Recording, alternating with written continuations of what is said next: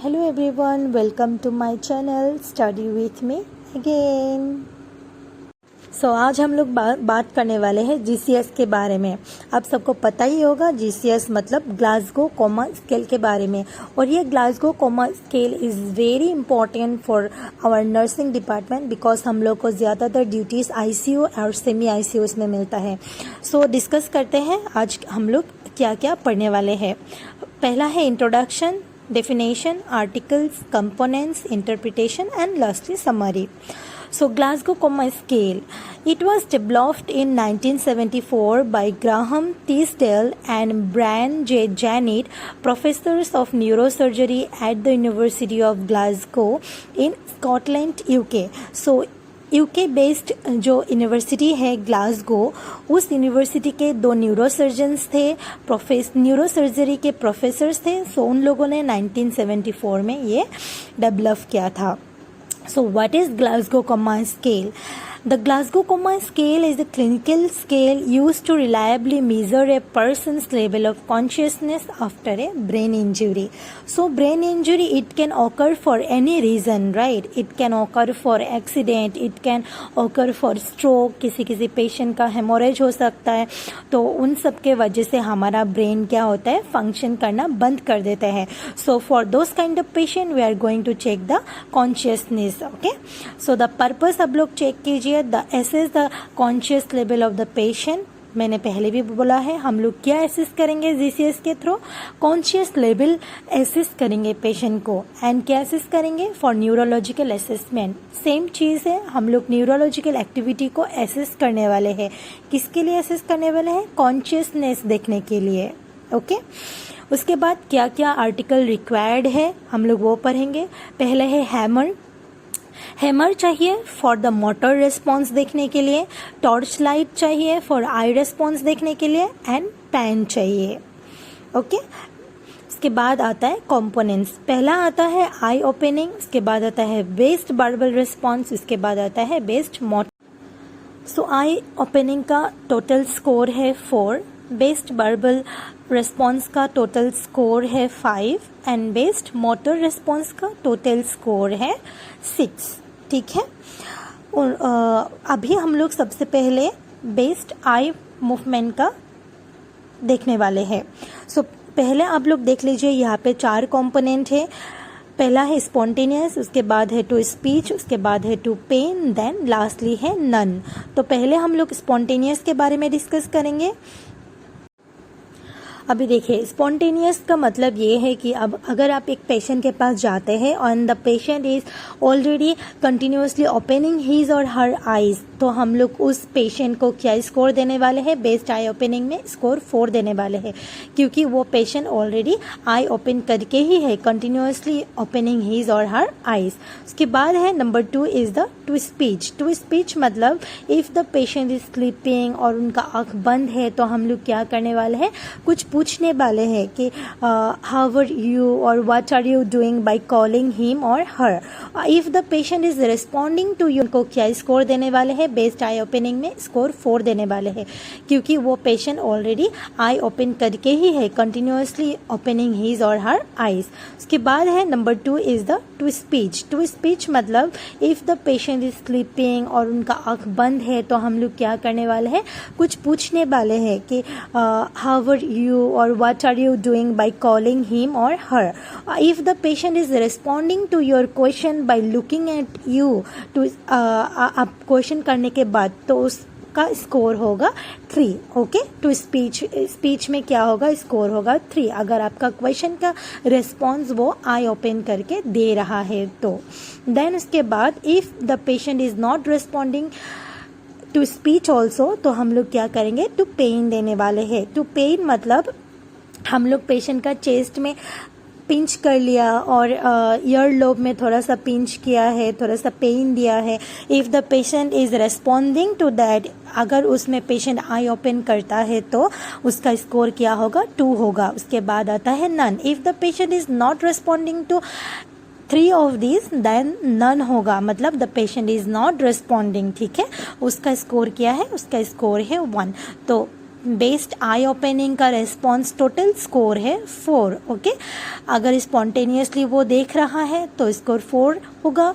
अगर वो आप कुछ बोलने के बाद, क्वेश्चन करने के बाद ही और शी इज़ रिस्पॉन्डिंग तो स्कोर 3 होगा। और अगर उसके बाद भी उसने रेस्पॉन्स नहीं किया है पेशेंट ने, तो हम लोग क्या करेंगे, थोड़ा सा पेन स्टिमुलाई देंगे। अगर स्टिमुलाई से ही और she is responding then the score is 2। अगर किसी का भी रेस्पॉन्स नहीं आ रहा है तो स्कोर क्या है, आई रेस्पॉन्स क्या है, नन है, उसके मतलब 1 है, ओके। अभी हम लोग डिस्कस करने वाले हैं सेकेंड कंपोनेंट का, और वो है बेस्ड वर्बल रेस्पॉन्स। वर्बल मतलब वर्बली, ओके, मुंह से बोलने के बाद, ठीक है। सो पहला कंपोनेंट है ओरिएंटेड। ओरिएंटेड का स्कोर क्या है, 5 है, ठीक है। मतलब the patient is oriented to the time, place and to the person, तभी हम उनको क्या देंगे, स्कोर 5 देंगे। उसके बाद आता है कंफ्यूज्ड। मतलब अगर आप कोई एक क्वेश्चन करेंगे पेशेंट को, the patient will not able to answer it correctly, वो कंफ्यूज्ड होंगे। अगर आप हाउ आर यू बोलेंगे, the patient will response I ate this, okay. Suppose I ate this उन्होंने बोला, दैट मीन्स क्या है, the patient is confuse, yes और नो। सो उस बेसिस पर उस रेस्पॉन्स को हम लोग क्या देने वाले हैं, स्कोर 4 देने वाला है। इसका मतलब पेशेंट इज कंफ्यूज्ड, ठीक है। उसके बाद नंबर 3 में क्या आता है, इनएप्रोप्रिएट वर्ड्स आता है। इनएप्रोप्रिएट वर्ड्स मतलब अगर आपने पेशेंट को सेम क्वेश्चन पूछा, लाइक हाउ आर यू, तो पेशेंट ने क्या बोला, बटरफ्लाई बोला या फ्लावर बोला, ऐसा कुछ अननोन वर्ड्स बोला जो कि it's not related to your topic, then वो क्या कर रहा है, इनअप्रोप्रिएट वर्ड्स बोल रहा है टू योर क्वेश्चन, येस और no, it's not responding properly. तो उन सब वर्ड्स के लिए उनका स्कोर क्या होगा, स्कोर 3 होने वाला है, okay. And then second last किया है इनकॉम्प्रेसिबल साउंड है। इनकॉम्प्रेसिबल साउंड मतलब if you are asking how are you, तो वो क्या बोलेंगे, like they will make sounds like birds, आ ई ऊ, those kind of sounds they will make, okay. For those kind of sounds हम लोग क्या देंगे, स्कोर 2 देंगे, ठीक है। अगर इन चारों में से the patient is not responding to anything, तो हम लोग क्या देने वाले हैं, नन। उसके मतलब patient is not responding, yes और नो, तो नन है।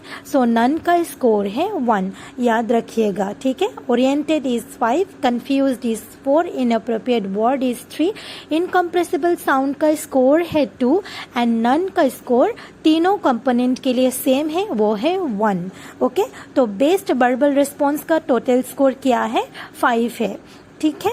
तो आप लोग अभी बोलिए, आई रेस्पॉन्स का टोटल स्कोर क्या था, 4 था, एंड बेस्ड वर्बल रिस्पॉन्स का टोटल स्कोर क्या है, 5 है। तो कितना हुआ, 4 + 5 9 हुआ। तो अभी हम लोग डिस्कस करेंगे बेस्ड मोटर रिस्पॉन्स के बारे में, ठीक है। सो अभी हम लोग डिस्कस करने वाले हैं बेस्ड मोटर रिस्पॉन्स, और इसका टोटल स्कोर है 6। तो 9 + 6 कितना हुआ, 15। सो टोटल जीसीएस स्केल का स्कोर कितना होगा, 15 होगा। चलिए अब डिस्कस करते हैं मोटर रिस्पॉन्स के बारे में। तो पहले क्या है, ओबे कमांड है, ओके, और उसका स्कोर क्या है, 6 है ओबे कमांड का स्कोर, ठीक है। क्यों, if we are asking the patient कि आपका हाथ ऊपर कीजिए, the patient is obeying to your words, okay, then हम लोग उनको क्या देंगे, स्कोर 6 देंगे। मतलब वो प्रॉपरली करेक्टली कर रहा है whatever you are telling him to do, yes और नो, तो स्कोर क्या होगा, 6 होगा। उसके बाद क्या है, नंबर 2 में क्या है, लोकलाइज्ड पेन। लोकलाइज्ड पेन मतलब आप क्या करेंगे, सपोज उनका ईयर लोब में हमने पेच किया है तो वो पेन फील करेगा, येस और नो, तो वो पेन फील करके बोलेगा मेरा ईयर लोब दुख रहा है और पेन हो रहा है, ही और she will able to show you the stimuli place, okay, जहाँ पे हम लोग स्टिमुलाई दे चुके हैं वो प्लेस को वो लोग क्या करेगा, बोल पाएगा कि this place is paining, okay, this part of my body is paining, okay. So वो है लोकलाइज्ड पेन, तो उसका स्कोर क्या है, 5 है। उसके बाद आता है flexion to pain. Flexion to pain मतलब सेम, अगर आप ईयरलोब में पेन पिंच करेंगे तो वो क्या करेगा, अपना हाथ को फ्लेक्स करके ही और she will try to remove your hand, okay, ऐसा करेंगे वो लोग। सपोज हम लोग क्या करते हैं, हम लोग को मच्छर काटने से व्हाट वी डू, लाइक हम लोग we try to we try to kill the mosquito, yes और नो। तो लाइक वाइज वो लोग क्या करेंगे, अपना हाथ को फ्लेक्स करके they will try to remove our hand from the place where we have pinched. Okay, वो लोग ऐसा करने वाले हैं, तो उसको हम लोग क्या बोलेंगे, फ्लेक्शन टू पेन। उसके बाद आता है एबनॉर्मल फ्लेक्शन। एबनॉर्मल फ्लेक्शन मतलब सपोज सम पेशेंट्स क्या करते हैं, हम लोग जब ये असेसमेंट करने के टाइम में हम लोग जब क्या करते हैं, स्टर्नम में प्रेस करते हैं पेशेंट का, तो वो लोग क्या करता है, some patient they use to do, क्या करते हैं, चेस्ट को जो है वो लोग अंदर के तरफ फ्लेक्स करता है। Okay, that is abnormal flexion. Okay, तो उसका रेस्पॉन्स क्या है, 3 है। उसके बाद फ्लेक्शन टू एक्सटेंशन, जब हम लोग सेम स्टर्नम में प्रेस करेंगे एंड सम पेशेंट क्या करते हैं, वो लोग अपना चेस्ट एरिया को बाहर के तरफ मूव करते हैं, वो है आपका फ्लेक्शन टू एक्सटेंशन। मतलब सामने की तरफ नहीं ला के वो पीछे की तरफ ला रहा है, तो उसका स्कोर क्या है, 2 है। और लास्ट स्कोर क्या है, नन है। अगर मोटर रिस्पॉन्स कहीं में भी नहीं है तो नन है, तो उसका स्कोर। सो ये कंप्लीट हो गया आपका पूरा GCS स्केल, पूरा 3 कंपोनेंट्स हम लोगों ने डिस्कस किया है। अभी हम लोग उसके ऊपर डिस्कस करेंगे कि कौन सा क्या है। सो अगर 3/15 पेशेंट का स्कोर है, तो इसका मतलब ये है कि the patient is severe neurological problem. Patient का क्या है, सीवियर न्यूरोलॉजिकल प्रॉब्लम है। If the patient have the 7/15 scoring, then the patient का क्या, so we will know scoring देख के कि the patient is in paralysed condition, अगर वो द स्कोर इज 7/15 है। अगर 3/15 है, then also we will come to know कि पेशेंट इज पैरालाइज्ड ही है, बट उनका क्या है, सीवियर न्यूरोलॉजिकल प्रॉब्लम है। ओके, उसके बाद मॉडरेट न्यूरोलॉजिकल प्रॉब्लम में स्कोर कितना होगा, ये 8 to 12 होगा। और माइल्ड न्यूरोलॉजिकल प्रॉब्लम में क्या होगा, 13 to 14। Scoring will be 13 to 14 जब होगा पेशेंट का, तब माइल्ड न्यूरोलॉजिकल प्रॉब्लम होगा। और फुल्ली कॉन्शियस तब होगा जब 15/15 GCS स्कोर होगा।